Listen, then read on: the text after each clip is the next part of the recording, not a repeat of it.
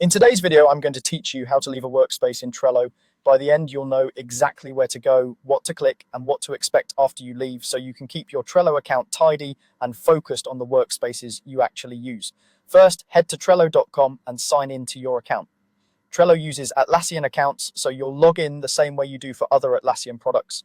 Make sure you're signed into the correct account, especially if you use multiple work or personal profiles. Once you're in, you'll land on your boards or home view. Next, look to the left side of the screen for the sidebar. Here you'll see a list of your workspaces. Select the workspace you want to leave. If you're part of several, take a moment to confirm you're choosing the right one, because leaving a workspace removes your access to all boards and content inside that workspace. After opening the workspace, navigate to the members area. This is where you can see everyone who belongs to that workspace, along with their roles.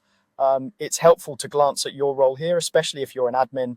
If you're the only admin, you may want to make sure the workspace has another admin before you leave, as some organizations require at least one admin to remain.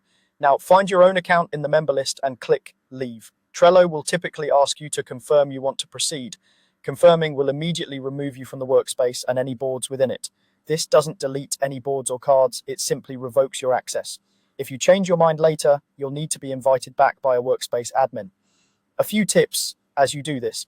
If you don't see the members section or can't find the leave option next to your name, your permissions may be limited, or the workspace might be managed by an organization with specific controls.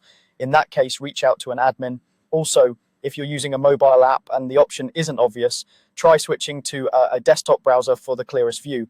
And if you're concerned about losing access to any critical boards, double check before confirming, because leaving is immediate. Once you've left, your personal boards and any other unrelated workspaces remain untouched.